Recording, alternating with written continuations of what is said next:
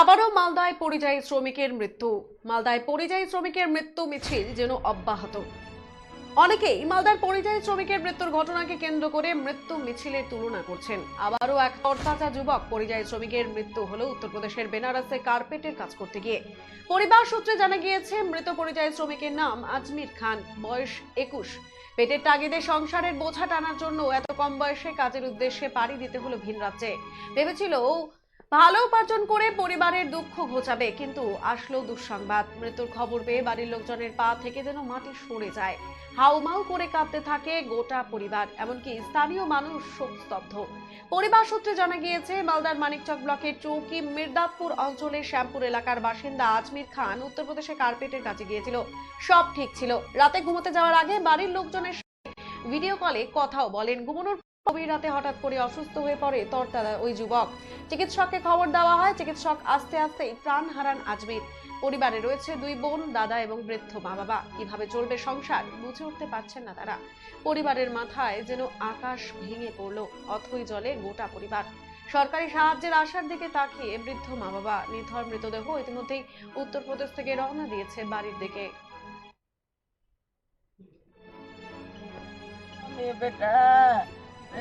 হয়েছিল ও উত্তরপ্রদেশে বেনারসে গেছিল খাটতে। কি কাজ? এই কার্পেটের কাজে। আচ্ছা। কার্পেটের কাজে যাওয়ার পরে কিছুদিন মাত্র হয়েছে, 20-22 দিন মাত্র হয়েছে। বাড়ির অবস্থা খুব ভালো না, পেটের দায়ে অতিরিক্ত অবস্থা খারাপ হয়েছে ওদের। একটা বাবার ও খাটনেওয়ালা ছিল। এখন বর্তমানে কেউ নাই ওর আশেপাশের মধ্যে। রাত্রেবেলা ওর বাবা মার সঙ্গে ভিডিও কলে কথা বলেছে। ভিডিও কলে কথা বলার পরে তারপরে ডেট মোটামুটি একটার সময় ওকে বুকে ব্যথা উঠেছে। বুকে ব্যথা ওঠার পরে বুকে ব্যথা উঠেছিল। বুকে ব্যথা ওঠার পরে তারপরে ও চুপচাপ হয়ে থেকে যায়। তখন ওর পাশে যা ঘুমিয়েছিল ওরা উঠে ওর পায়ে হাতে তেল লাগানোর পরে তারপরে ওকে ঘুমানোর পরে বাস ও হঠাৎ উঠে বসলো। উঠে বসার পরে তারপরে জোরে জোরে নিজের মাকে ডাকতে লাগলো। মাকে ডাকার মধ্যে 2 মিনিটও হয়নি, বাস সঙ্গে সঙ্গে দম ভেঙে গেছে। এখন ওর বাড়িতে কারো খাটার মতন ওরকম কেউ অসহায় ওর নাই। বাবারও বয়স হয়ে গেছে। এখন আমরা চাইছি যেন সরকার ওর দিকে যেন ওর পাশে দাঁড়ায়। এখন হেল্প কে কে রয়েছে পরিবারে? ওর পরিবারে ওর 2 ভাই ছিল, 2টা বোন ছিল, একটা বাবা মা। এখানকার রামপুর মমিনপাড়া ভূতনি আজমির খান উত্তরপ্রদেশে কাজ করতে গেছিল। এখানে কাজ নাই বলে উত্তরপ্রদেশে গেছিল গালিচার কাজে।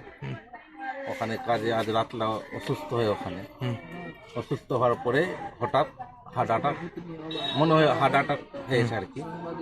হার্ট অ্যাটাক হয়ে মারা গেছে। এবার ওনার বডি আসছে আর কি। আর এরা গরিব পরিবার তো, এবার বাড়ি ঘরও নাই, দেখলেন তো। এবার হয়তো আজকে রাত আসে বডি, তো কালকে মাটি হবে আর কি। এলাকার জনপ্রতিনিধি হিসাবে কিভাবে দাঁড়াবেন পরিবারের পাশে? আমরা তো সরকারকে সরকারের এদের পাশে আছি কি। আমাদের টিএমসি সরকার যা করবে এখানে আমরা আশা করছি সরকারের তরফ থেকে কিছু সাহায্য দেয় আর কি। আচ্ছা, গরিব পরিবার তো। আপনার নাম বলবেন? মোহাম্মদ ফারুক। কি দায়িত্বে রয়েছেন? कहाँ में बेटा बेटा रे बेटा मेरा सोना रे सोना था।